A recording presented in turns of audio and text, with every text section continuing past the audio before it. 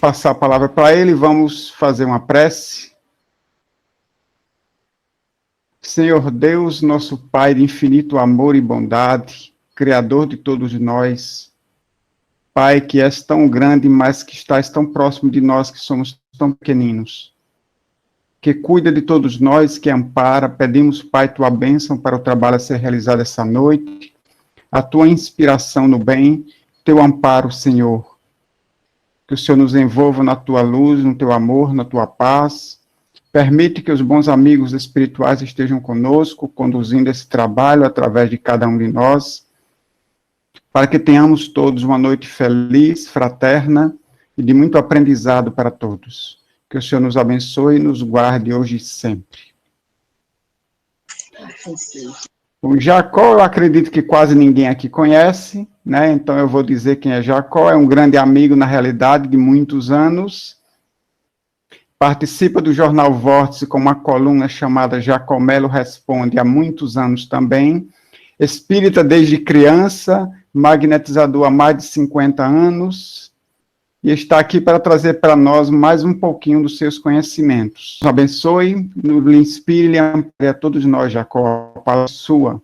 Queridos, abraço grande para todo mundo e tem mais, um abraço sem Covid nenhum, hein? Cheio só de bons fluidos e boa energia.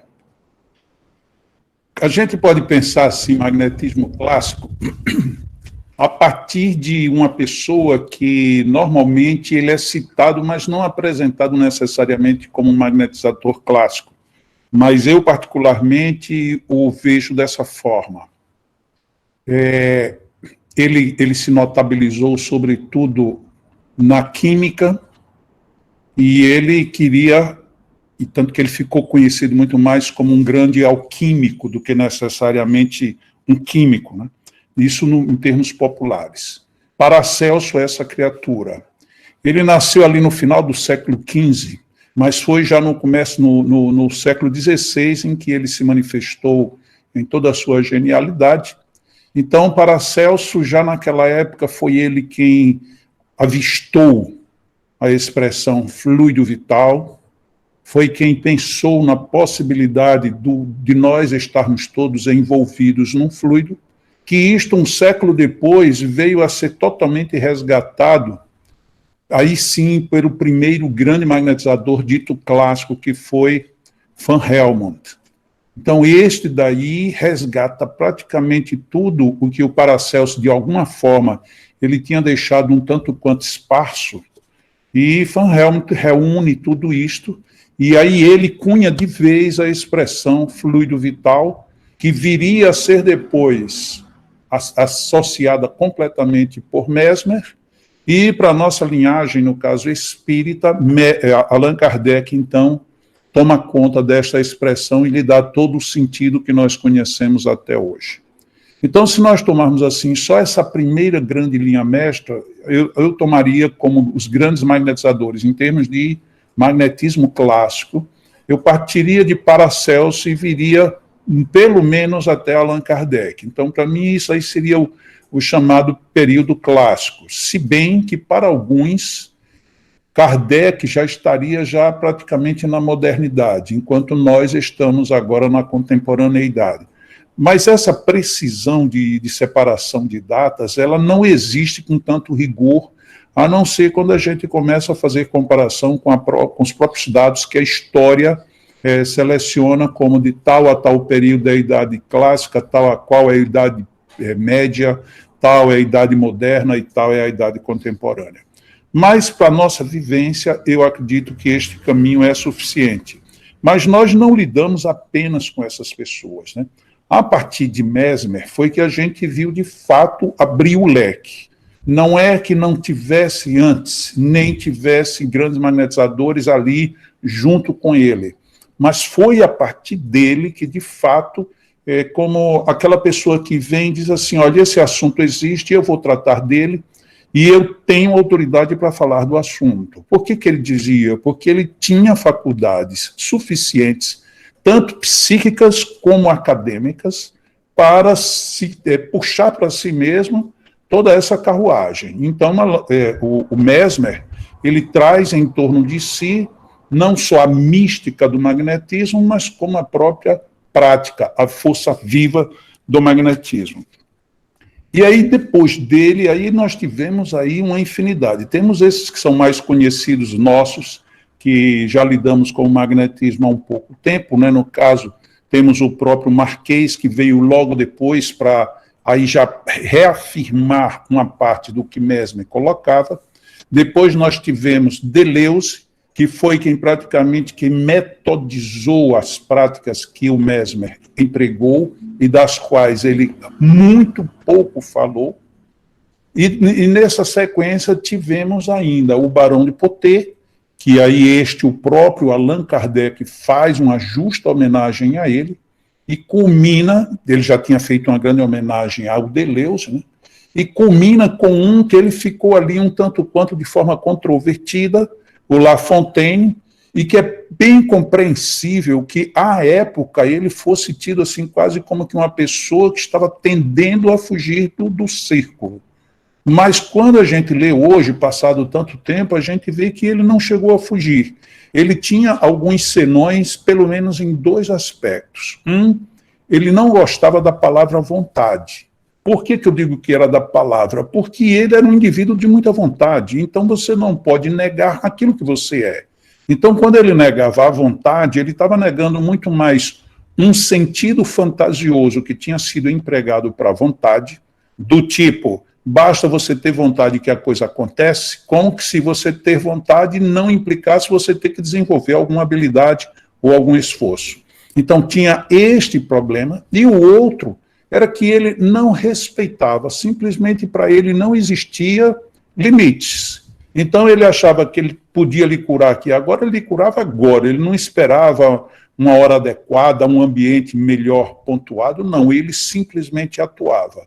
Tanto que os registros feitos com ele, todos, de uma certa forma, são exuberantes.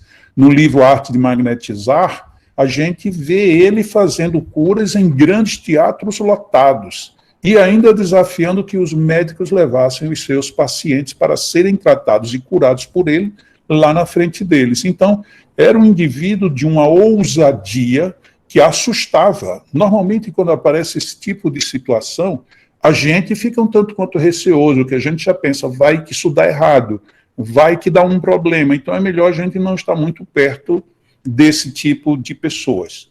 Ao lado disso, o próprio La Fontaine, ele exercia também ele fazia umas outras experiências que eram por demais exóticas. Por exemplo, ele sabendo que a serpente Naja, ela era tida como uma grande poderosa da hipnose e que ela hipnotizava as suas vítimas, ele resolveu competir com uma Naja. Então ele põe uma Naja numa jaula e ele começa a olhar para a Naja, e a Naja fixa o olhar nele. Conta, eu acredito que foi até num extrato do autor Michaelis, que ele diz que o La Fontaine chegou a passar mais de 24 horas parado, olhando nos olhos da Naja, até que ela caiu fulminada. Então, isso é muito exótico. E isso fugia do padrão. Então, eu não posso dizer que isto é magnetismo. Sim, é o magnetismo, mas não é o magnetismo como normalmente a gente quer colocá-lo a serviço de uma determinada linha ou de um determinado atendimento. Então, o La Fontaine, ele se tornou exótico por conta dessas e de outras coisas. Todavia, não se pode negar o poder magnético que ele teve.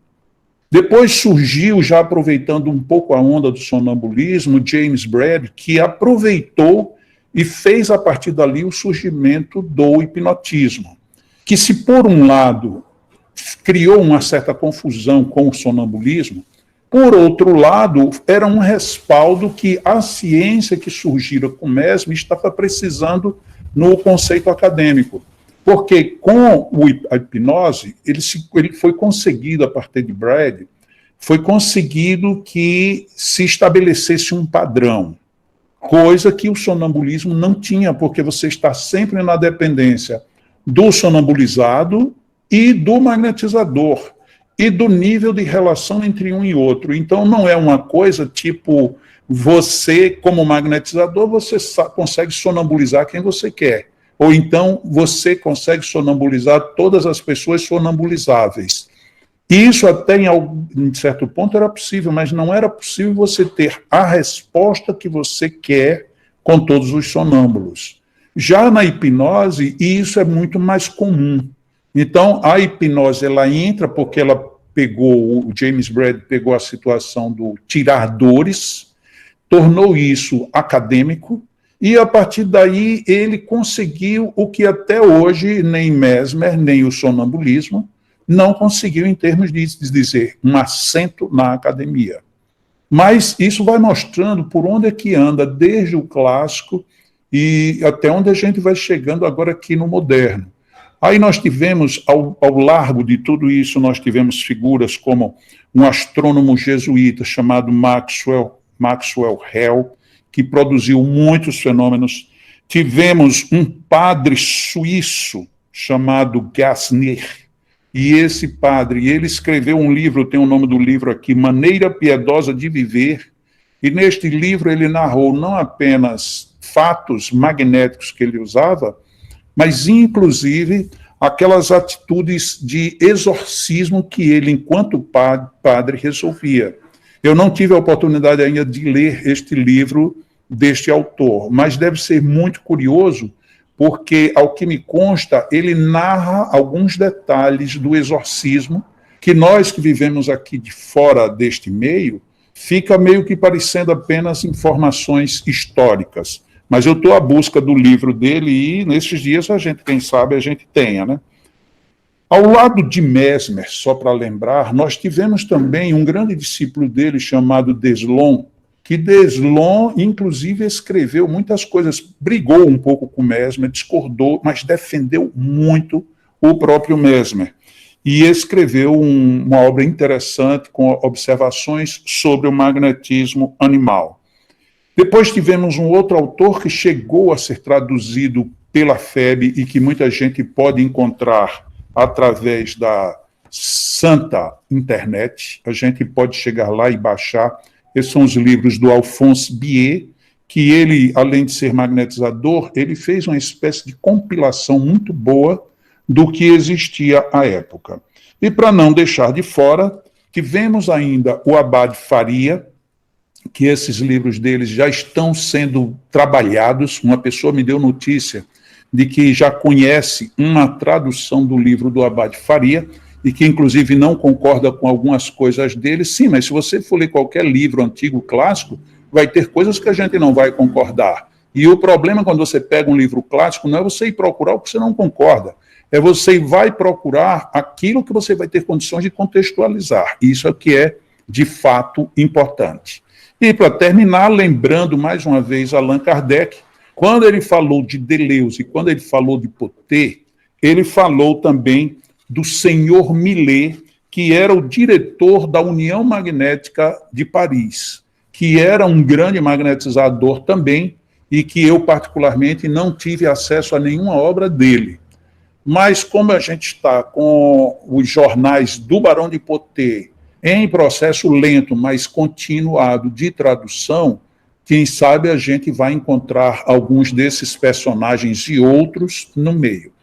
Muito bem. Isto aqui, como eu disse logo de início, pode ser uma parte da parte clássica do magnetismo, e mesmo que tenha havido aí uma miscigenação com aquilo que a gente poderia chamar de moderno, a gente sabe que, na realidade, a gente teve um lapso muito grande nesse meio termo. Ah, mas se a gente for ver, a gente teve em 1800 e pouco, depois no comecinho de 1900, e depois... E aí, quando a gente vai procurando, a gente vê que, de repente, houve um espaço muito grande. Se você for procurar nas grandes bibliotecas mundiais, você vai encontrar que sempre teve livros, sempre. Mas eu já tive a oportunidade de fazer uma pesquisa, ainda que superficial, mas mesmo assim foi uma pesquisa bibliográfica. E o que aconteceu, basicamente, de 1920 e pouco, e 30, até basicamente 1950, 60. A gente tem aí um lapso de entre 30 e 50 anos, em que praticamente tudo que apareceu de magnetismo, tudo era apenas repetição de tudo que já tinha. Não tinha uma vírgula nova. Só tinha frases arrumadas de forma diferente ou livros de briga.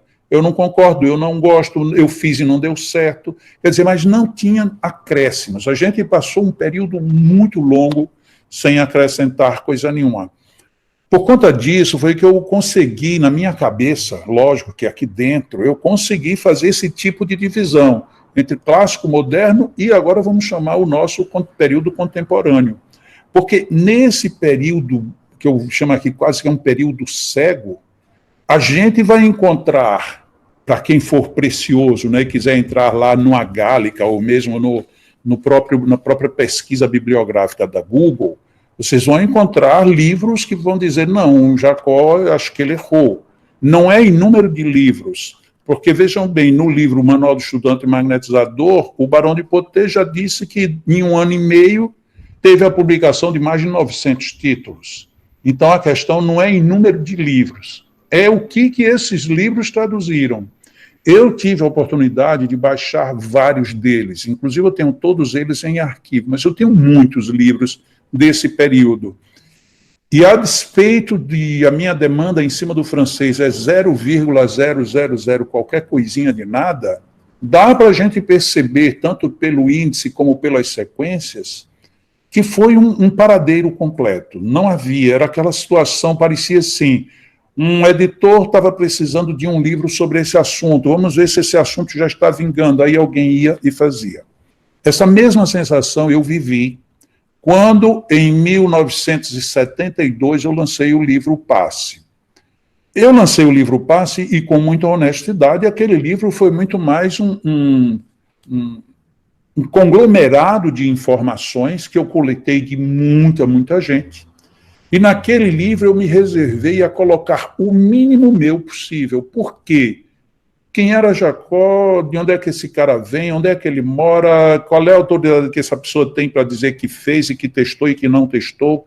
Então, era muito complicado eu tentar mandar um livro para a Federação Espírita Brasileira, onde eu, que não sabia nada tecnicamente, pelo menos para quem estava de fora, poderia pensar que eu simplesmente tinha me detido a escrever um livro. Então, quem era essa pessoa? Então, o livro, para quem acompanha, inclusive é de admirar até hoje para muita gente, o índice bibliográfico que é muito alto. Por quê? Por conta das muitas referências bibliográficas. Mas naquela época, eu já investigava, eu já discordava, teve muitas coisas que eu não coloquei no livro porque eu já não concordava mais. Quer dar um exemplo? Por exemplo, quando eu escrevi sobre a Kundalini, eu não concordava com Kundalini como eu tinha aprendido, mas também não concordava que a gente não falasse do assunto. Então eram duas coisas. Então, eu vou falar como? Eu vou falar desse jeito que eu não concordo, ou eu vou dizer somente que eu não concordo? Então eu vou tentar procurar um meio em que eu esteja bem equilibrado, em que necessariamente eu não precise brigar nem com outro, nem também deixar de falar. E isso foi tão significativo, foi até bom ter me lembrado, porque quando a Federação Espírita Brasileira veio falar comigo, na figura do seu então presidente Nestor Mazzotti, conversa pessoal, e ele me procurou querendo que eu fizesse a revisão do livro Passe, e ele me sugeriu que eu revesse o assunto Kundalini, eu disse, mas qual é o problema? Não tem problema. Ainda mais do jeito que está lá. Qual é o problema que tem a Kundalini? E ele não falou nada, ele simplesmente desconversou. Então, essa situação a gente vê que foi um caso que eu vivi. Mas o que era que eu queria dizer disso? Quando eu escrevi o livro Passe, começou a surgir nas editorias brasileiras vários livros sobre passes, vários, surgiram muitos. E eu fiquei tristemente impressionado, porque de todos os que saíram e de todos os que eu tive acesso, e quando eu tive acesso eu estou dizendo eu tenho cópia, para mim foi uma lástima, porque ninguém acrescentou uma única vírgula, a nada. E quando aparecia alguma coisa, era para desconsiderar principalmente a base magnética. Então, para mim, foi uma surpresa ruim, porque a gente passou um longo período praticamente apagado. Quando a gente tenta acender uma chama, vem um vento mais forte ainda para apagar o resto. Então, isso não foi uma experiência muito boa. É tanto que, quando surge o livro Manual do Passista, ele vem bem mais sintético do que o livro Passe. Entretanto, ele vinha bem mais profundo do que aquele mesmo livro.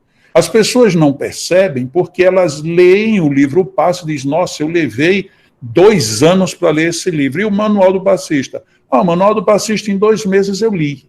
Então, parece até que um tinha muita coisa e o outro tinha pouca. Sim, o livro Passe tem muita informação, muitas reflexões, inclusive interessantes.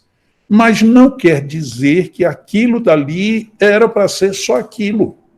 Eu imaginei, com toda a honestidade da minha alma, eu imaginei que depois do livro Passe, iriam surgir livros sobre magnetismo. E aí sim, iria vir mesmo para valer. Porque eu digo, não é possível que agora esse pessoal não retome a puxada que já veio. Mas não aconteceu, aí nem aconteceu, aí foi preciso escrever o livro Passe, o Magnetismo, desculpa, o Manual do Magnetismo, Manual do Passista. Depois teve o Cure-se Cure pelos Passes, e o único livro que, na minha visão pessoal, veio mexer mesmo, o único, foi Reavaliando Verdades Distorcidas. Foi aí onde a coisa começou a mexer. Porque foi difícil eu perceber isso, porque quando você está vivendo o problema, às vezes parece que ele passa despercebido. Durante esse período todo, eu estava ocupado em fazer cursos, em escrever artigos, em viagens e isso e aquilo, então eu terminava não sentindo quem estava de fora. Eu só sentia quem estava dentro do pacote comigo. Então, o que passou desapercebido disso todo? As pessoas ficavam assim, ele falou que Allan Kardec falou isso, mas eu já li Allan Kardec todo e eu não vi isso. Não, ele falou que Mesmer, mas de onde é que ele tirou isso de Mesmer? Ele falou de um tal de um barão, que eu não sei nem como é o nome dele, e aí as coisas ficavam todas assim. Então era um barão que ninguém sabia, era um marquês, ele só anda agora com a nobreza. Parecia até que era uma opção minha. Parecia que era eu quem titulava aqueles autores. Então, isso tudo complicou esse meio do campo. Então, quando eu digo assim, que a gente passou um vazio, um buraco negro muito grande, foi maior, talvez, do que o que eu já tinha previsto. Porque nesse intervalo todo, inclusive o livro Passe está dentro dele. Porque ele não mexeu como era para ele ter mexido. Muita gente queria ter na biblioteca porque ele é vistoso, é mais alto do que todo mundo, é grosso, você olha assim para a biblioteca, está lá aquela tarja amarela lá no meio. Mas poucas pessoas tinham lido à época. Hoje eu acho que esse livro é muito mais lido do que na época, por conta, sobretudo, dessa coisa do Allan Kardec não disse isso. Quando surgiu Reavaliando Verdades Distorcidas, aí as pessoas começaram a pensar, opa, peraí, então ele dizia, eu pensava que ele estava dizendo, inventando, mas aqui está a história. Agora vejam bem, o que é a nossa dificuldade no magnetismo contemporâneo em relação ao magnetismo clássico? Olha que bela dificuldade a gente se meteu. Para que a gente entrasse apoiado, mas bem apoiado mesmo, no magnetismo, vindo lá desde o clássico, o que era que a gente precisaria ter feito? Ter tido a base da obra de Mesmer para a gente se montar nela. Concordam? Da mesma maneira como a gente tem hoje algumas obras do Barão de Potet, tem a principal do Deleuze, temos também a do Marquês de Ponsegui. Então a gente pode se montar ali. Mas o que foi que aconteceu com a obra do Mesmer? Desculpe ter que dizer isso, mas é verdade. A obra do Mesmer, ela não veio traduzida como era para ser traduzida. Ela veio totalmente enxertada de opiniões, de considerações, de dados históricos, coisas que tinham e que não tinham relação, para criar um ônus diferente em cima de algo que não deveria ter recebido dessa maneira. Por que eu digo isso? Porque a frase singular do livro Você tem dois momentos singulares. Primeiro, o movimento espírita já deveria conhecer a obra de Mesmer há muito tempo. Essa é a primeira parte singular. A segunda, o passe espírita é só imposição de mãos. Então, essas duas frases, elas não cabem dentro dessa obra. Então, quero que a gente deveria ter feito de forma honesta. Traduziria a Mesmer, está aqui a tradução de Mesmer. Se você quer, coloque notas de rodapé, mas notas de rodapé. Não faça um livro maior do que as traduções. Porque senão, quando eu for ler, para quem tem experiência de leitura, sabe separar uma coisa da outra. Mas para quem não tem essa habilidade, fica um momento em que você já não sabe mais o que é de quem. Então, vejam como fica complicado a nossa vida. Eu sei que alguém pode pensar assim, não, é porque Jacó talvez tenha birra com o autor. Não é uma questão de ter birra ou não ter birra. A questão é que o caminho que foi escolhido, na minha visão, não foi o melhor caminho para a gente ter o recado de Mesmer. Tanto é assim que quando Mesmer se comunica através do próprio Allan Kardec, ele coloca o elo, o viés aí totalmente perfeito, que ele não conseguiu passar na sua obra de Encarnado, porque ele não tinha ainda o viés espiritual, e nem conseguiria porque toda a sua tradução ficou comprometida também. Então vem ele do mundo espiritual para fazer o vínculo agora da força magnética humana com a força magnética espiritual. Esse é um caminho muito longo e que cabe aqui discussões para muitos lados. Eu sofro uma situação muito crítica nessa hora. Eu não sou bom de memória histórica, não sou bom. Então, para me lembrar de fatos, de situações, de citações, eu me lembro. Mas se alguém disser, mas no ano de 1872, aí já me perdi, porque eu não sou de fixar datas. Então, eu tenho que, Paracelso nasceu ali no final do século XV e foi no começo do século XVI. Isso eu sei, porque é fácil gravar, assim como eu sei que o outro, o Van Helmont, veio do século XVII. Isso até aí está tudo bem, mas se você começa a me perguntar muitas datas, não é porque teve não sei quem, quando foi que o padre Abade, o Abade surgiu, aí eu não tenho a menor ideia, aí me escapa por inteiro. E isso é uma peculiaridade, talvez, da minha pouca memória, talvez até da minha pouca significância nesse aspecto como um todo. Mas o que eu queria mesmo deixar bem destacado era que esse caminho que me foi proposto, o magnetismo desde a época clássica, desde até o tempo moderno, e que eu fiz uma extrapolação para o momento contemporâneo, é porque eu acredito que se a gente parasse aqui no que está classificado como moderno, a gente sequer iria perceber este salto, este buraco, este vazio que até hoje parece que domina o nosso meio. E é por isso, na minha visão, esse é um dos fatores que é tão fácil os inimigos do magnetismo destruírem e desbancarem o magnetismo. Por quê? Porque a ele faltou continuidade. A gente não deu continuidade. E quando eu digo a gente, não estou culpando necessariamente nós que estamos aqui neste momento encarnados, mas nós, ora porque ficamos calados e ora porque na outra vida também não fizemos nada. Porque, de alguma forma, a gente tinha medo, a gente ficava se limitando muito às possibilidades. Semana passada, eu estava aqui em casa, e quando nós terminamos o Evangelho do Lar, a minha filha, Sofia, ela chegou para mim e disse assim, o senhor pode aplicar um passe em mim? Eu disse, posso. Inclusive, a minha outra pequena, Fernanda, ela estava com a conjuntivite, e eu já disse que eu já ia fazer o da Fernanda. Ela disse, faça um em mim também? Eu disse, tudo bem. Ou seja, aqui em casa não é casa de ferreiro, espeto de pau, não. Aqui é casa de ferreiro, a pancada é em ferro mesmo, não tem jeito. Então, eu fui e fiz o passe nas duas.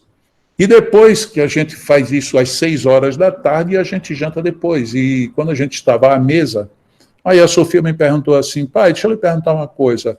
Quando o senhor está fazendo um passe, o senhor sente o que a gente está pensando? E eu perguntei, como assim? O senhor capta o que a gente está pensando, o senhor escuta, o senhor percebe. E eu sorri e disse, não, porque eu disse, ai, graças a Deus. Dessa ilação aí, desse momento, eu fiz aqui uma extrapolação muito grande. Muita gente não gosta de magnetismo, não é porque não gosta do magnetismo, é porque se criou uma aura de medo, de devassamento, ou seja, quem te aplica um passe, quem te magnetiza, quem chega perto de você, devassa a sua vida, a sua intimidade, domina você, e aí a gente não gosta. É por isso que é tão destacada a questão do hipnotismo, porque o hipnotismo, se eu disser, olha, fulano é um hipnólogo, a gente fica ou porque quer saber do que não deve, ou então quer sair de perto porque sabe que a pessoa vai mexer com você de uma forma indevida. O magnetismo, ele tem pago um preço muito caro por tudo isso, muito caro. A academia não aceitou, e por que a academia não aceitou lá do tempo de Mesmer? O que foi que houve que a academia não aceitou? É muito simples. Normalmente hoje a gente diz assim, é por uma questão de dinheiro. É de dinheiro, mas não foi o dinheiro direto, não foi o dinheiro, o papel literal da época. A questão é porque o magnetismo, ele não depende só da faculdade, só de um aprendizado, só de um estudo. Você precisa estudar, você precisa compreender, mas você tem que ter uma disposição, que inclusive a gente encontra depois lá em Allan Kardec, quando ele perguntando aos espíritos sobre a dupla vista, e ele diz que a gente não tem o domínio disso o tempo todo. Nem todo mundo tem a mesma potência. Então, isso ficava complicado demais para uma estrutura acadêmica simplesmente dizer, olha, você vai ser formado, mas não sabe fazer nada. Você vai ser formado, você sabe fazer tudo, mas não resolve nada. E você não está formado, mas você vai e resolve. Então, era uma situação extremamente complexa, porque o que a academia quer? A academia quer ter um modelo que é dela, aí ela te credencia e quando você se forma, então ela te dá o diploma. Mas como é que ela vai te dar um diploma se você tem uma coisa que ela não tem? Então, esse foi o grande entrave que eu acho que encontrou o magnetismo. Porque o que aconteceu do período Mesmer até um pouco depois do Barão de Poté? Até Barão de Poté ainda aconteceu isso muito. Muitos médicos, muitos acadêmicos, muitos trabalhavam com magnetismo em hospitais e em clínicas. Muitos, não eram poucos, eram muitos. Era um universo relativamente grande. Mas, quando eles se formavam, vinha aí sim a gerência acadêmica, que dizia, olha, isso aqui você vai ter que optar, ou você vai ser isso, ou você vai ser aquilo. E aí era bem mais fácil você continuar a carreira de médico do que de magnetizador. Então, essa é a história que a gente passou. Se a gente simplesmente faz esse passo somente do momento em que surgiu, vamos considerar de novo lá em Van Helmont, ou mesmo lá em Paracelso, se a gente vem até o Barão de Poté, como ele sendo a parte clássica, se a gente tem até Kardec a parte moderna, a gente vai aí ter uma conta bem mais diferente. A gente vai ter aí praticamente 150 anos de vácuo. E aí esse é o problema nosso, sabe? A gente entender a história é interessante, a gente perceber onde a gente está falhando é interessante. Tudo isso soma. Mas o mais relevante de tudo é a gente não permitir mais que esses vazios aconteçam. Porque são esses vazios que nos perturbam, não no momento, nos perturbam para a vida inteira. Imagina, eu bato muito nessa tecla. Se nós, os magnetizadores, tivéssemos continuado apenas pesquisando o sistema nervoso, mais nada, a gente hoje era show de bola para tudo. Porque quase tudo passa pelo sistema nervoso. Desde Mesmer já vem dizendo que a influência do magnetismo é no sistema nervoso. Então a gente tem essa informação desde o nascedor. E o que a gente tem feito com isso? Muito pouco. Mas o pior não é estar fazendo pouco agora. Eu creio que o pior foi a gente ter deixado esse tempo todo aí no vazio, no espaço. É isso. O que eu poderia dizer assim, para não esticar muito o assunto, era exatamente isso. A gente tem isso bem demarcado. Na minha visão, lamentavelmente, a gente tem um período muito grande de vazio, muito grande. E por mais que a gente não queira se corresponsabilizar com isso, somos corresponsáveis. Se alguém quiser comentar, acrescentar, perguntar, duvidar ou me despedir, estou à vontade. Faltando para a gente entrar de vez num caminho de resgate do magnetismo. Assim. Adilson, é a gente entrar. Não tem muita filosofia, não tem muito adorno, não. É a gente entrar. O Ivan, ele já falou isso lá no encontro de Curitiba, quando ele defendeu com toda a veemência, toda. Para mim foi a vez mais veemente que eu já vi alguém fazer uma defesa num evento, foi Ivan, que está bem aí ouvindo a gente, quando ele disse assim, Jesus disse, ide e curai. Desse jeito assim, bem dele, né? Daquela hora, aquilo dali me tocou de uma forma assombrosa, digo com toda honestidade. E depois eu brinquei com ele, desde aquela época eu passei a repetir isso de uma forma muito mais enfática. Porque eu tomei exatamente a colocação que ele fez a partir daí. Olha, Jesus em nenhum momento disse para a gente ficar tentando, não.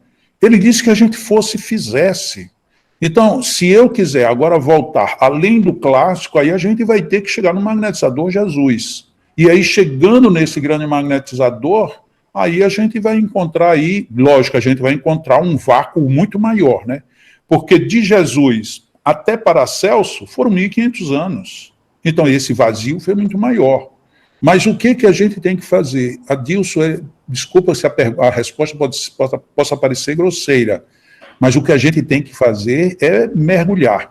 Eu me lembro de uma resposta de um espírito numa reunião mediúnica, que ele disse literalmente isso. Alguém estava querendo fazer uma pergunta e começou a falar, mas você entende, meu irmão, olha, porque... e começou a falar, e no final ele disse assim, porque o senhor sabe assim, na realidade eu estou me sentindo um peixe fora d'água. Isso depois de um discurso. O espírito disse assim, mergulhe. Se você tem um peixe fora d'água, basta você mergulhar, está resolvido o problema, acabou, o problema acaba ali na hora. Agora, a gente está disposto a mergulhar? Tá? Então, é isso aí, Adilson. Jacó, eu percebo que tem pessoas que é uma grande dificuldade dos magnetizadores contemporâneos com relação a estabelecer um tratamento ou estabelecer uma linha de direcionamento para tratar determinadas doenças.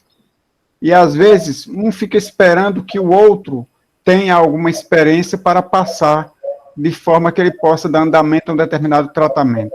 Como a gente poderia resolver esse impasse? Primeiro de tudo, Adilson, com um aspecto de consciência, que é o seguinte, todos nós, somos vanguardeiros. A gente está na linha de frente. A gente não está na linha de trás, não. A gente está na linha de frente. Todos nós. Se você perguntar algumas coisas para Desir vai dizer, rapaz, isso aí eu não sei não, nunca fiz não. Se você pergunta para Ivan, muitas coisas ele vai dizer, olha, isso aí eu não sei não, eu posso até lhe dar uma sugestão, mas eu nunca trabalhei com isso. E assim sucessivamente. Comigo a mesma coisa. Só que o que acontece? À medida que a gente vai tendo mais experiências, pelo menos a gente vai podendo criar hipóteses. Mas você tem que fazer, e aqui eu procuro deixar assim, se eu percebo que a pessoa realmente ela está inserida no contexto, aí eu falo bem mais direto. Se não, eu deixo para ver até que ponto vai o interesse da pessoa, porque tem muita gente que me escreve assim, Jacó, eu fiz um curso com você, eu acho que já tem uns 15 anos, e fiquei sem querer saber disso, mas agora lá em casa eu tenho um filho que apareceu com isso, e eu queria que você me ensinasse para corrigir. Ou seja, você não quer aprender magnetismo, você não quer servir à humanidade, você não quer se servir do magnetismo. Você quer resolver um problema que, por enquanto, nem a química nem a medicina resolveu. Então, isto é muito pouco, muito pouco. Essa pessoa ela não vai despertar simplesmente porque vai acontecer um milagre na casa dela. Na realidade, a gente precisa oferecer às pessoas as possibilidades delas raciocinarem, que era mais ou menos o que Jesus fazia, porque era que Jesus falava por parábolas, para primeiro que você entendesse o pano de fundo, e depois você refletisse aquilo e pudesse replicar para outras coisas. Então, em magnetismo, muitas vezes a gente precisa mesmo dizer assim, olha, isso daí eu não sei, mas vamos pensar juntos. E aí começa a inserir nas pessoas a possibilidade delas refletirem. Porque tem muitas, olha, a cada dia aparece doença, aparece patologias, síndromes, as coisas mais esquisitas desse mundo. E as pessoas não querem uma dica, elas querem, na maioria das vezes, uma solução. Ficar esperando um pelo outro, a gente não vai sair do canto. Porque eu tomo muito a minha história para mim mesmo. Quando eu comecei, eu só tinha uma pessoa a quem eu perguntava. Era minha mãe. Até que eu desisti, porque ela dizia assim, meu filho, estude. Eu digo, mas minha mãe, eu estou precisando disso. Ela disse, legal, meu filho, estude mais. Uau, então se já quer para eu estudar, eu não preciso perguntar. Mas só que eu tinha duas opções, era estudar ou não estudar. Eu optei por estudar. Muitas vezes as pessoas não entram, entram e saem, porque não querem ter esse tipo de compromisso com a sua própria intelectualidade, com a sua própria cabeça, com a sua própria vida. E aí fica bem mais complicado. Hoje a gente descobre, eu pelo menos eu já descubro, acredito que vocês também já descobriram isso, aparecem muito mais pessoas vivamente interessadas. E não é porque são antigas, nem porque são recentes. São pessoas que parece que foram tocadas pelas grandes possibilidades que o magnetismo oferece. Essas aí a gente tem que estimular. Não dá pronto, porque se der pronto, não tem valor. Tem que estimular para as pessoas estudarem, pesquisarem, avançarem, irem atrás e verem resultados. Mas, eventualmente, pode dar um erro. O erro faz parte da lição. Não tem como a gente eliminar a possibilidade de erro dos outros. Mas a gente pode sempre ajudar.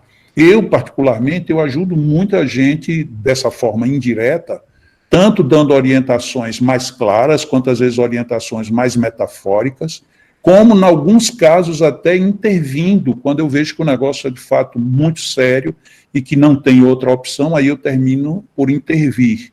Mas eu não posso fazer isso para todo mundo, porque meu dia, igual de todo mundo, tem 24 horas e eu tenho todos os meus afazeres durante o dia. Nos passos aplicados à distância, a gente acaba por perceber que as nossas potencialidades são muito maiores do que aquelas que a gente imaginava. Acha que há uma falta de confiança nas nossas próprias potencialidades? Claro que há, e é compreensível, sabe, Adilson? É compreensível que a gente tenha um certo receio. Mas se você, por exemplo, eu repeti aqui o que o Ivan me impressionou na época, que não foi ele, foi Jesus, né? Mas, de repente, naquele dia, aquilo entrou em mim de uma forma bem sustentada. Então, enquanto, às vezes, isso não acontece na nossa intimidade, a gente vacila. E até aí não tem nada de errado, não. É uma forma da gente ir aprendendo, aprimorando. Então, não está errado. Agora, o que a gente não pode é cair na acomodação. A acomodação é que é terrível. Por isso é que, às vezes, as pessoas me perguntam, mas, Jacó, lá no nosso grupo de magnetizador tem um médium vidente, que aí ele diz, olha, faça isso, e faça isso, e faça isso. Eu digo com a maior tranquilidade, eu não quero esse tipo de médium no meu grupo, não quero. Por quê? Porque ninguém vai se desenvolver, vai ficar todo mundo esperando para ver o que é que o médium vai dizer. Isso não é vantagem. A grande vantagem é você poder se desenvolver. Se você tem um médium a quem você possa consultar num caso de dúvida, isso é uma coisa. Mas você ter, como eu sei, por exemplo, eu tenho uma amiga que ela numa casa espírita, ela terminou se afastando porque ela ia fazer uma coisa, aí o guia chegava a dizer, não, você não pode fazer isso não, você tem que fazer isso aqui totalmente diferente. E ela dizia, não, mas eu senti, o seu tato está errado. Então, isso é terrível. Então, você fica inseguro, fica insatisfeito, e aí ou você se acomoda àquilo e nunca mais você vai crescer, ou você desafia e vai crescer de outra forma, em outro lugar. Tem uma pergunta aqui no chat, uma pergunta de Tatiana. Nessa nova situação que estamos passando, em que estamos trabalhando através do passe à distância, o que você acha que mudou em relação ao que fazemos presencialmente, principalmente em termos de resultados? Tatiana, isso para mim ficou muito visível duas coisas. Tem duas coisas aí que estão extremamente visíveis. Quanto mais seguro e confiante você trabalha, melhores são os resultados. E quanto mais dúvidas, piores são eles. Então, como eu acompanho vários magnetizadores, por conta até do sistema com que a gente lida, né, eu lido com várias listas e com várias pessoas, tanto eu direto como com vários magnetizadores lidando com outros, é visível. Quando você entra para fazer um atendimento seguro do que você está fazendo, é um resultado. E quando você entra muito vacilante, é outro resultado. Então, é lógico, se você me disser assim, mas isso presencialmente também faz diferença. Faz. Só que à distância, parece que você rompe uma conexão que é difícil você ficar reconectando e retomar do ponto que você estava. Se você está atendendo uma pessoa presencialmente e por um momento você se perdeu, mas você ainda está ali ou fazendo um movimento, ainda está envolvendo, você continua a conexão, ainda que a relação não esteja boa. A distância, quando ela quebra para voltar, é um Deus nos acuda. E isso quebra também do lado de lá. Então, eu percebo muito bem que isso ficou muito bem estabelecido. Quem trabalha à distância com segurança, o resultado é fantástico. Ainda que cada um faça as suas adaptações, conforme até os resultados que o Adilson e vocês vêm tabulando, né? Então, tem pessoas que preferem trabalhar como se estivesse indo à casa da pessoa, como que se trouxesse a pessoa para cá, como se nós fôssemos atendê-la lá no ambiente que a gente atende, como que se a pessoa só ficasse numa posição e a gente tivesse que mudar, como que se a pessoa tivesse totalmente à disposição e a gente pudesse girar ou não. Então, aí surgem todas as variantes. E em termos das variantes, nós temos aí as possibilidades de cada um. Eu, particularmente, eu tenho tido muito mais sucesso do que insucesso nos meus atendimentos à distância. Alguém pode dizer assim, mas Jacob, porque você já tem muitos anos de experiência. Não, não é por isso. É por conta da forma que eu foco. Na hora que eu vou focar o atendimento à distância, é um foco integral. Eu não entro vacilando, eu não duvido, eu vou para fazer, eu não vou para brincar. Então, já tive casos com Covid, já tive casos com câncer, já tive alguns casos aí bem chatinhos de se lidar. E, de uma certa forma, a gente tem obtido resultados, às vezes, até mais rápido do que os presenciais. Agora, aí, comparando eu comigo mesmo, tá bom? Tem uma pergunta da Marcela Colotti. Jacob, você acha o magnetismo terapêutico? Aliás, que você acha que o magnetismo terapêutico foi perdendo esse magnetismo fenomenológico com as apresentações que se faziam com o sonambulismo no século XIX? Foi esse um dos motivos desse ato que sofreu o magnetismo? Marcela, eu nem sei lhe garantir se tenha sido essa a razão. Eu sei que isso influenciou. O fato da gente sair mais do atendimento pelo atendimento do que procurar teatro, palco, isso pesa negativamente sempre. Por mais que isso seja bom para alguém, para o ego de alguém, no contexto isso não funciona legal. No caso, aquilo quando eu falava do La Fontaine, ele sofreu muito por conta disso. Todavia, ele era um grande magnetizador. Veja, o número de pessoas que ele curou publicamente foi um número absurdo. A gente não consegue repetir aquela quantidade hoje. E ele fazia de forma de demonstração. Depois a gente ficou meio que descompensado em algumas situações, como lá na Europa, o magnetismo ele sempre foi tratado como um viés de profissão terapêutica. Sempre. Não era o viés terapêutico, era o viés de profissão terapêutica. O que é diferente de aqui, a gente trata apenas como um viés terapêutico. Então, quando a gente trata como um viés terapêutico e colocamos o sentido de religião em cima, então isso aqui ele perde muito do sentido de você aparecer. Aí o que a gente vê? A gente vê algumas pessoas gastando um bom tempo para fazer experiências sonambúlicas, experiências de catalepsia, experiências de mumificar carnes. Então a gente vê que há pessoas que estão consumindo um tempo nisto. É inválido? Não, não é inválido. Eu acho que tem seu valor. mas talvez essa necessidade não seja tão rica quanto é o viés mesmo da gente atender. Por quê? A proposta do magnetismo, e eu vou repetir isso, vai ser a coisa mais absurda de ser isso para vocês, mas vamos lá. A proposta do magnetismo nunca foi tirar dor de cabeça de ninguém. Não. Foi para resolver os problemas da humanidade. Todos. Absolutamente todos. A gente é que fica apequenando a coisa o tempo inteiro. A gente fica querendo tirar uma dorzinha de cabeça, que a gente fica querendo resolver uma unha cravada, a gente fica procurando coisinhas e nos esquecemos das grandes coisas, das grandes propostas. Vou deixar um desafio aqui para a gente pensar, para todos nós aqui pensarmos. Uma pessoa tem placas de colesterol e vai precisar, ou vai fazer um stent ali, ou não vai aguentar, o coração não vai aguentar. Muito bem. Como é que a gente faz magneticamente? A gente mete um stent magnético, a gente sabe fazer um stent magnético. O stent magnético ele tem resistência para ficar ali indefinidamente. O stent magnético não recebe uma influência psíquica do portador.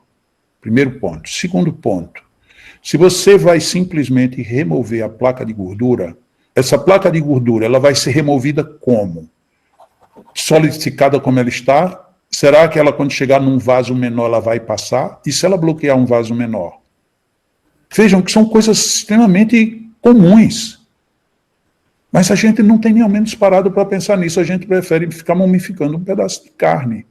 Quando, na realidade, a gente poderia pensar, vou dar aqui só uma sugestão que eu já estou, inclusive, tentando trabalhar com ela. Imagina bem, você tem uma gordura localizada. O ideal seria o quê? Você pegar aquela placa de gordura e voltá-la ao estado pelo menos líquido ou oleoso. Só que ele não vai poder nem sair de vez, nem vai ser fácil, porque aquilo ali virou pedra. Como é que você vai reverter esse processo? Então, para você reverter, então você vai ter que pensar, como é que eu vou atuar na placa, como é que eu vou liquefazê-la, usar o termo liquefazer como um termo genérico, e depois como é que vai ser o transporte dele para ele não complicar em outros cantos. Essa é uma proposta muito séria, e é uma proposta extremamente viável, mas a gente precisa parar para pensar nisso. Quer mais só uma dica, mais uma sugestão? Então você vai dissolver. Para você dissolver uma placa de gordura, em tese, você precisa superaquecê-la. Para você superaquecê-la, como é que ela vai fazer? Porque as paredes vão receber a mesma quintura. Então, como é que você vai proteger do superaquecimento? E depois ela superaquecida, se ela resfriar, ela simplesmente vai petrificar logo na seguida. Então, o que a gente precisaria? Pensar, talvez, vamos pegar aquela placa de gordura, dissolvê-la, e depois fazer com tal maneira que ela continue líquida até o seu experimento, ou até sair da zona de perigo. Isso a gente faz numa única sessão, sem chance. No momento atual, chance zero para uma única sessão. Então, quantas sessões a gente vai fazer? Vamos fazer só uma sessão por semana? Será que vai resolver? Você vai começar a liquefazer hoje e vai esperar uma semana para ver o que aconteceu? Você acha que vai resolver? Então, veja que a gente está cercado de pequenos enigmas que são grandes e que trazem por trás disso tudo grandes soluções. Então, a gente ficar pensando, como você propôs na sua questão, a gente ficar pensando somente em experiências que possam atrair os olhos públicos, eu não sei qual é o resultado disso. Talvez isso vai chegar uma hora que perde a graça. Mas se você continua pesquisando item por item, olha que eu peguei aqui um itemzinho de nada, né? Com todo respeito, tem milhões de itens gravíssimos para a gente ter que repensar. Porque não adianta a gente pensar assim, vou esperar que um dia a Dilson vai descobrir isso, e no dia que ele descobrir, aí a gente sai com isso pronto. Não, não vai ser desse jeito. A Dilson pode estar pesquisando, eu, você, Lurdinha, Ivan, todos nós podemos estar pesquisando, Desir, e um dia alguém vai do mesmo jeito como hoje, por exemplo, essa vacina daí, tem mais de 200 indústrias envolvidas na pesquisa, uma pega a dica de uma, outra pega do outro, outra pega da outra, daqui a pouco nós vamos ter aí uma bela solução. Então, eu creio, Marcela, que Eu devo ter entendido a sua pergunta, mas desculpa se eu extrapolei, mas é que eu aproveitei para deixar aqui um pouco de provocação, porque se a gente ficar no magnetismo apenas do já está muito bom, a gente vai continuar deixando o buraco, deixando o vazio. A gente tem que provocar mesmo. Carlinhos, ele colocou aqui uma complementação ao que você falou, colocou assim, e ainda pensar se é numa veia que leva sangue para o coração ou se é de saída. Pois é, ainda tem mais essa, né? Ainda tem mais essa, quer dizer, tem muitas implicações, são muitas implicações. Por isso é que aí quando a gente fala assim da necessidade do estudo de fisiologia, do estudo de anatomia, e aí por aí vai. Então a gente não tem como minimizar a coisa, a gente tem que ser pesquisador a vida inteira, ou faz isso, a gente está no lugar errado. Eu queria fazer um comentário. Curitiba eu mandei curar, Jesus mandou ir de curar, mas em nome dele, não foi assim que complete. Agora, no primeiro M, Jacó, lembre Adilson, que nós discutimos lá que cada casa espírita que estava presente deveria fazer uma pesquisa, escolher uma doença e fazer uma pesquisa. Foi esse o primeiro M. Então, se vocês lembram, nós fizemos, discutimos isso na Assembleia, que cada casa, para começar, deveria fazer uma pesquisa de uma doença. Depois trocaríamos ideias, aquelas pessoas que tivessem fazer a minha doença, trocariam experiência, e aí ia se multiplicando. Você perguntou isso, viu, Adilson? Agora, quando o João apresentou no M de Natal reconstrução de órgãos, eu cheguei aqui e comecei a fazer. Então, é isso que Jacó disse, tem que começar a fazer. Apareceu um caso de reconstrução de condromalácia, eu nem sabia o nome desse trem, viu? Condromalácia é a perda da cartilagem do joelho. E nós estamos fazendo isso e a moça está recuperando a rótula. Estamos refazendo a rótula da moça, a cartilagem do joelho da moça. Então, é para fazer. É isso que Jacó está dizendo aí. Nós temos que fazer. Agora, Jacó, você sabe que nós estamos trabalhando com aquela carótida do irmão nosso da casa entupida. É isso que você está vendo aí, né? Então, nós estamos tentando fazer para tirar essa gordura da carótida. Primeiro, nós, com a agulha fina, nós fizemos a passagem do sangue, para que ele continuasse a passar, porque não estava passando nada. Certo? Então, a primeira coisa que nós fizemos foi uma passagem fina, com a agulha fina, para que o sangue começasse a migrar e passar pela gordura.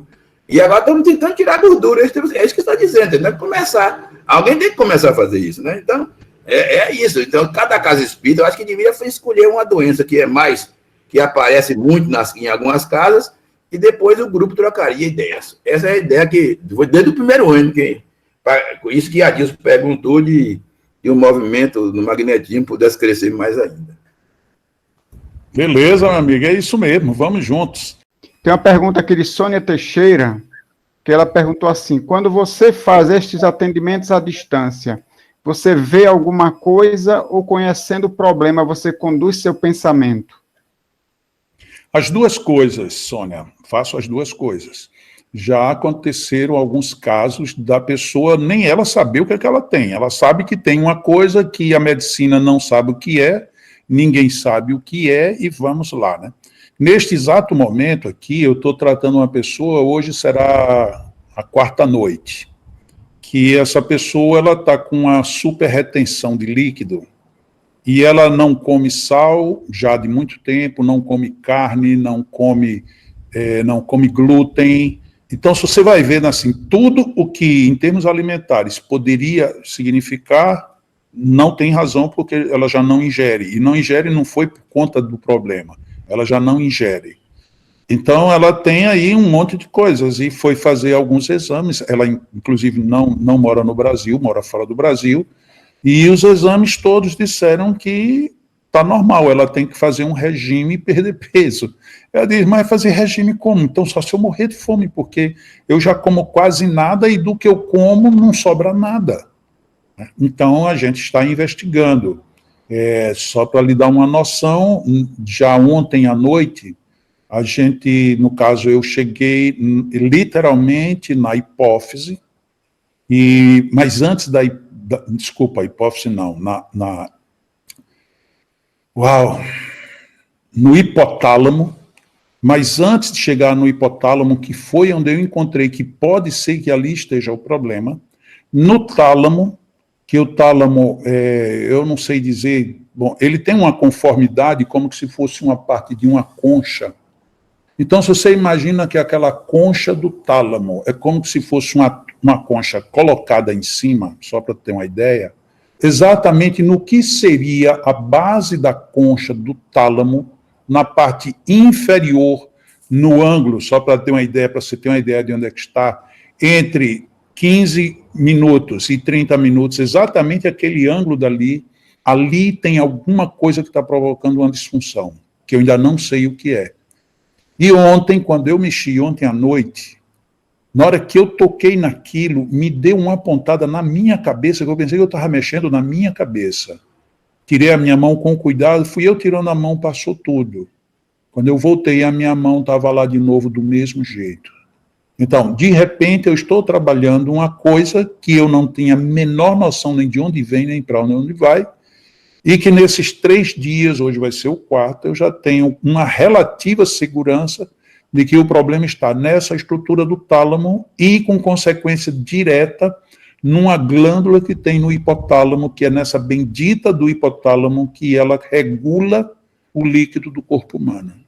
Só que isso, você me pergunta, você já sabia disso? Não, eu não sabia. Quando eu caí no tálamo e no hipotálamo, aí no outro dia eu fui lá olhar no hipotálamo ou no tálamo para ver o que era que tinha. Então, estou lhe contando assim com mais detalhes, só para você ter uma noção de que nem sempre a gente vai em cima do que está sendo conhecido. Muitas vezes a gente vai sem ter nenhuma noção. E outras vezes acontece da pessoa dizer o meu problema é este, e quando você vai procurar é outro. E outras vezes você vai em cima do problema e o problema é aquele mesmo. Então, a gente tem que ter uma certa liberdade de poder examinar, porque se você não tiver liberdade, aí você vai fraquejar, porque ou você vai se acomodar ou você não vai chegar onde deveria chegar. Ide e curai, acreditando que podemos curar. Podemos dar à pessoa a esperança dessa cura?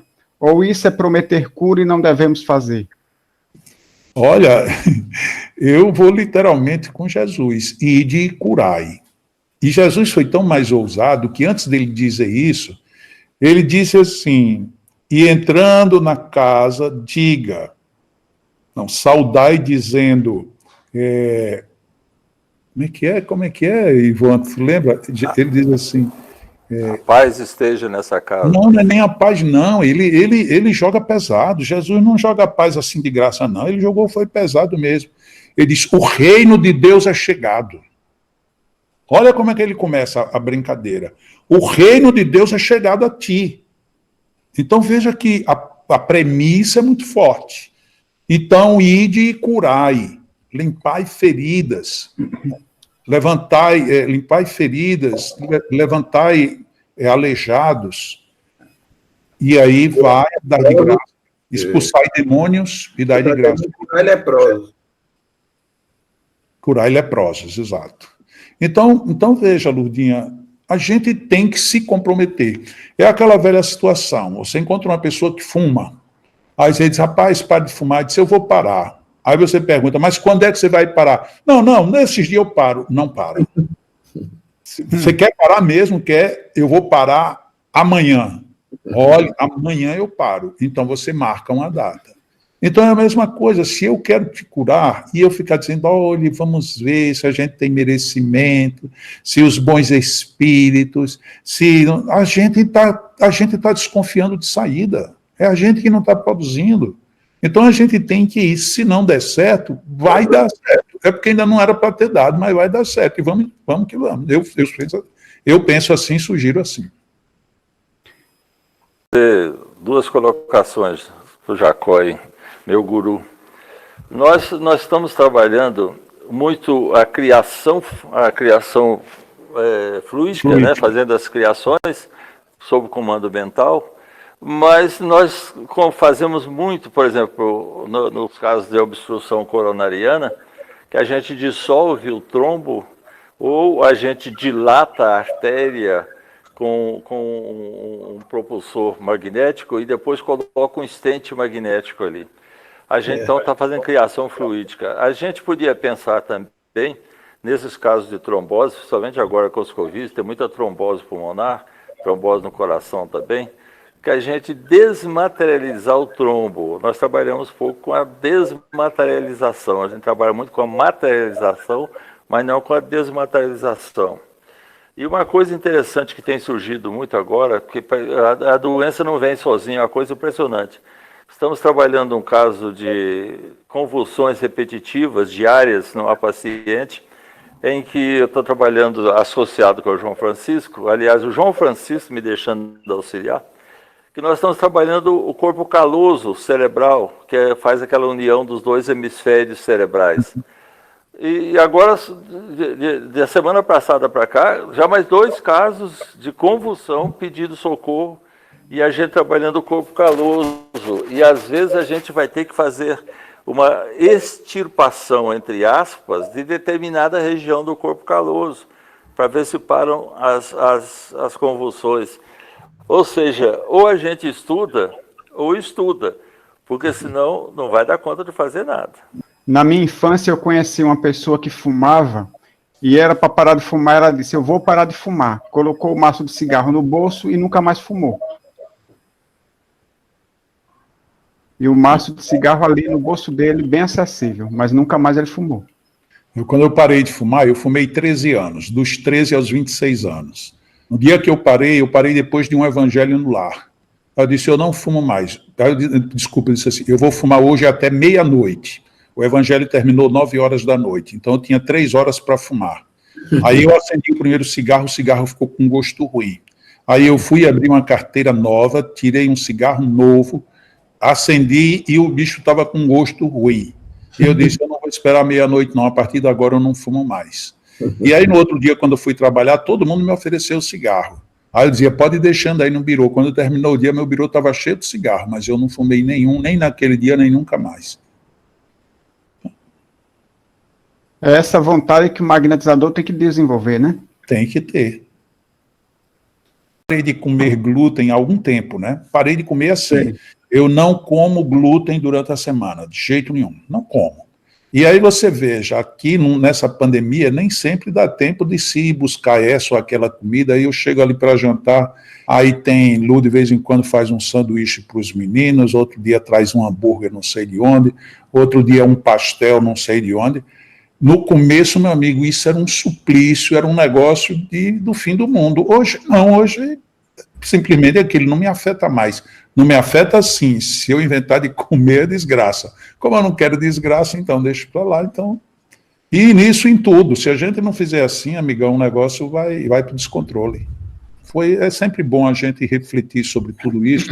E é bom porque eu acredito que a maioria aí vive exatamente isso que eu vivo. De vez em quando a gente está falando para pessoas que estão começando a ter noções, de repente a gente está conversando com pessoas que já sabem bastante, mas é sempre bom porque a gente, de uma certa forma, eu me reciclo, né?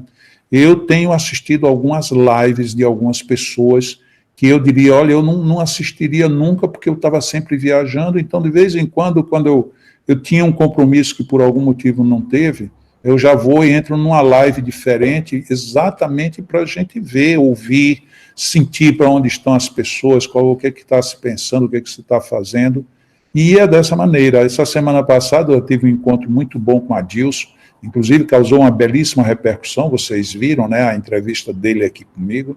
Na outra segunda agora, nesta segunda não, da outra semana vai ser com a Ionara. Depois ainda vamos ter, um dia vamos ter Desi, outro dia vamos ter o Ivan. Então, quer dizer, ainda vai ter um monte de gente aí, e isso é muito bom. Muito obrigado, olha, obrigado a vocês todos, foi muito bom para mim. Tanto que, quando eu disse aqui hoje que eu ia ter uma live, a Lu disse assim, mas eu não estou sabendo de nenhuma live hoje. Eu disse, é porque eu me esqueci, porque como é uma live de casa, a gente nem comenta. Ela disse, é de casa de onde? Aí eu falei, disse, é de casa, lá de Aracaju, mas estou lá com a Adilson, inclusive era para eu estar lá hoje. Aí disse, tá, então tá certo. Você parecia até que ela estava meio ciumenta, mas graças a Deus que falei no seu nome e já passou na hora.